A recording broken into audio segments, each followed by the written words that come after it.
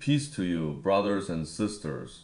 Today, we are going to discuss a very sensitive yet very important issue: is the United States capture of Maduro biblical from a Christian perspective?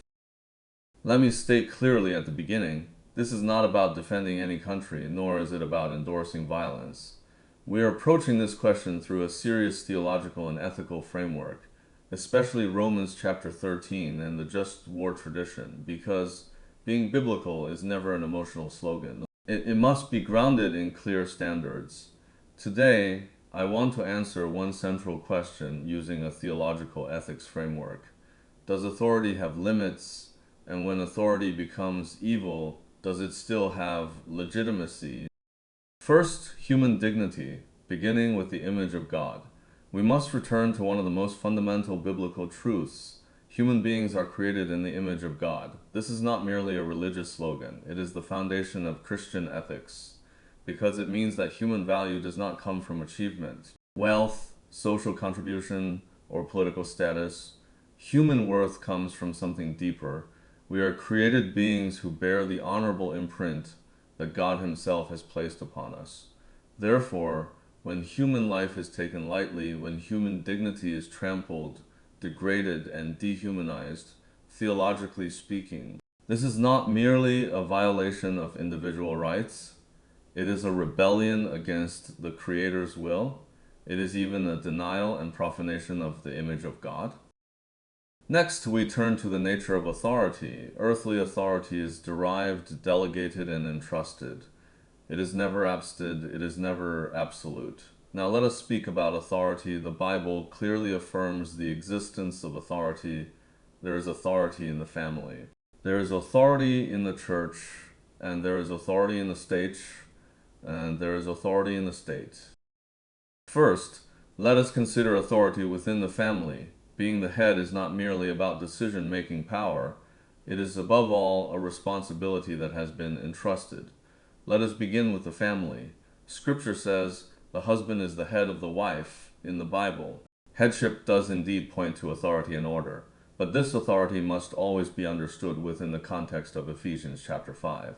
It is not a form of domination exercised for one's own benefit. It is self-giving authority exercised for the good of the other. It is not a privilege to rule over another, but a responsibility carried in love. If a husband uses authority as a pretext to impose systematic oppression, violence, or abuse on his wife, especially when her life is placed in real danger, then his actions violate not only the marriage covenant, but also the entrusted responsibility of headship. In such cases, so-called authority has lost its moral and biblical legitimacy. Furthermore, when a husband destroys the covenant of marriage through adultery, the covenantal substance of the marriage has already been broken. Therefore, when a victim chooses divorce in extreme circumstances, this is not a careless abandonment of the covenant.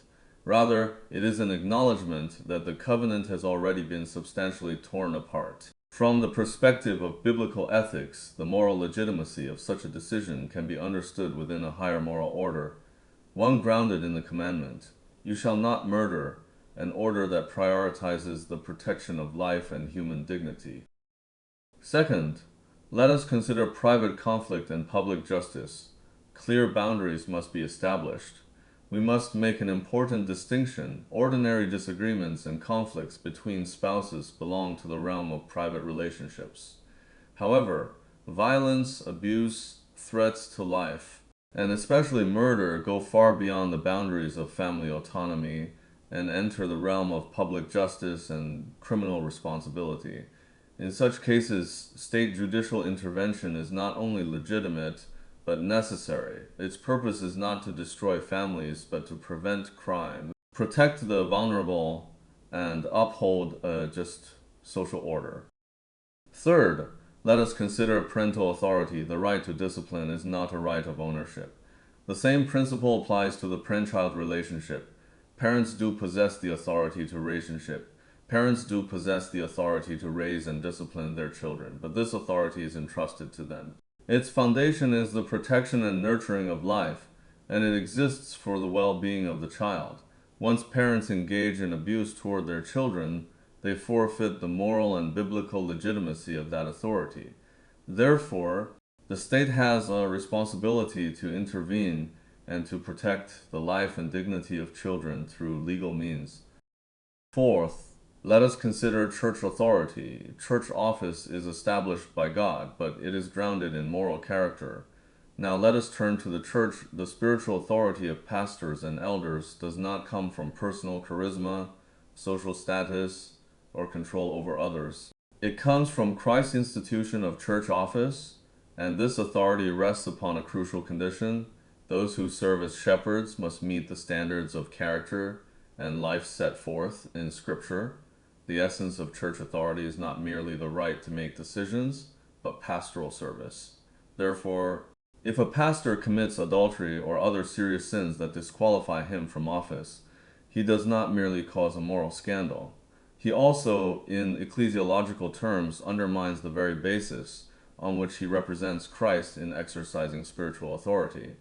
In such cases, suspension, removal, or church discipline is not a denial of authority, but a preservation of its holiness and a protection of the church's spiritual order.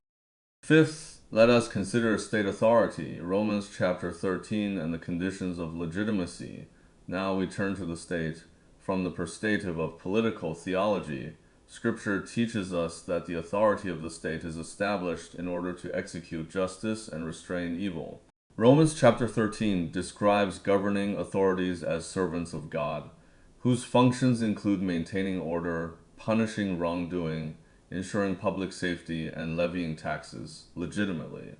Therefore, the legitimacy of state authority does not rest on how powerful it is, but on whether it fulfills its mission of rewarding good and punishing evil within a moral order.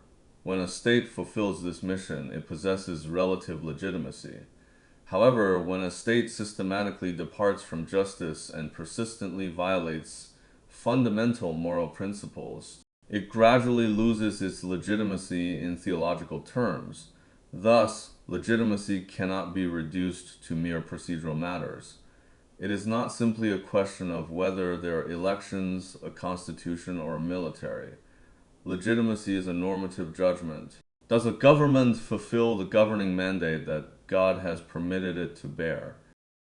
6. Let us focus on international politics, the invasion of Kuwait by Iraq, and the just war tradition. When this framework is applied to international politics, we enter the realm of the just war tradition.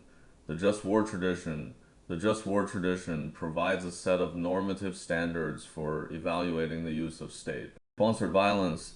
Take the invasion of Kuwait by Iraq as an example. When a nation launches a war of aggression in order to seize resources or expand territory, it clearly violates basic principles of justice. Such a war not only undermines sovereignty and international order, but also poses a systematic ethical threat to innocent lives. Therefore, it constitutes an unjust war.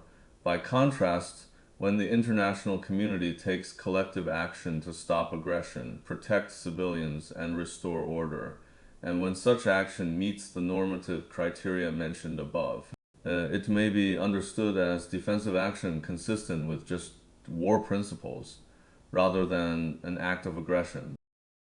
Finally, we turn our attention to Venezuela, property violations, institutional corruption, and the crisis of legitimacy.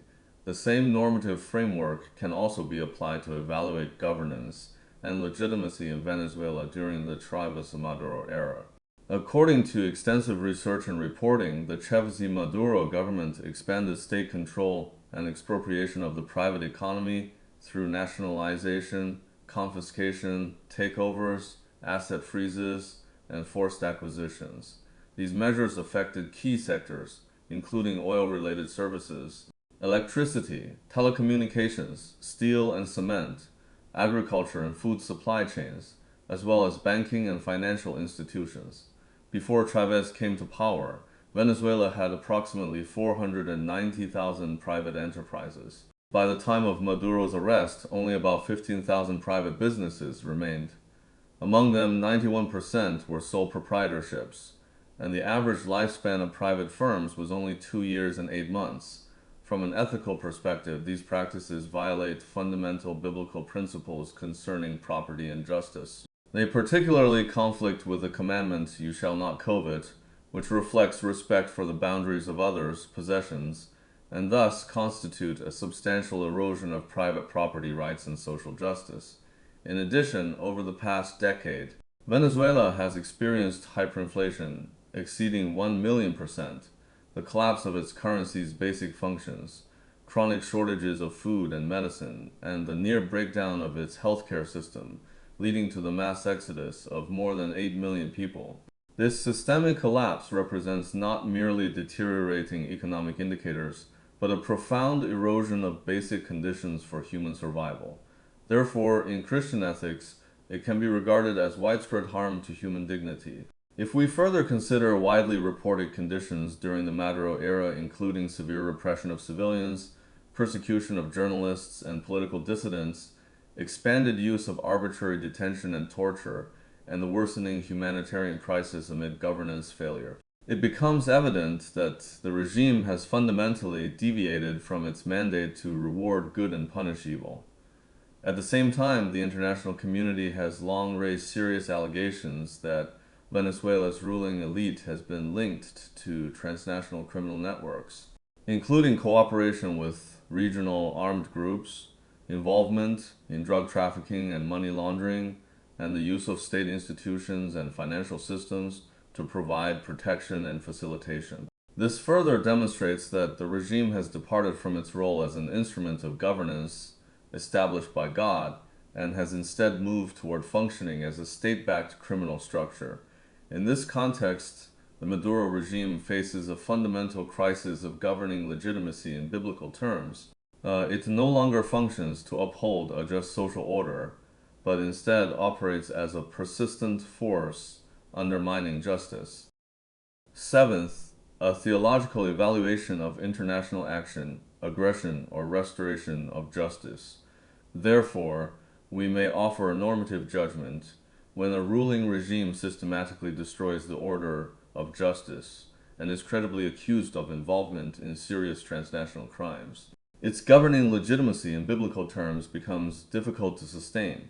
Accordingly, if certain international actions are not aimed at territorial occupation or resource exploitation, but are directed toward the arrest, prosecution, and trial of serious offenders, and are intended to restore public order and protect innocent lives, then within the framework of just war theory and political theology, such actions may be discussed as the restraint of evil and the restoration of a just order, rather than being automatically equated with aggression or illegal invasion. However, I must emphasize, this does not mean that Christians may simply sanctify any political action, nor does it mean using religious language to justify violence. The just war tradition itself sets extremely high ethical thresholds: just cause, legitimate, authority, proportionality, discrimination, and last resort. Each of these must be subjected to serious moral scrutiny. Otherwise, justice becomes nothing more than a rhetorical tool in the service of power. Conclusion: authority must be subject to justice. Let me conclude with one central statement. Christian ethics does not affirm authority as unconditional obedience. Rather, it offers a normative framework centered on God's sovereignty, justice, and human dignity. Authority is established to protect life, restrain evil, and promote public order. When authority departs from this purpose and becomes an instrument of systematic oppression and wrongdoing, its moral foundation of legitimacy collapses. Critiquing authority is not a rejection of order.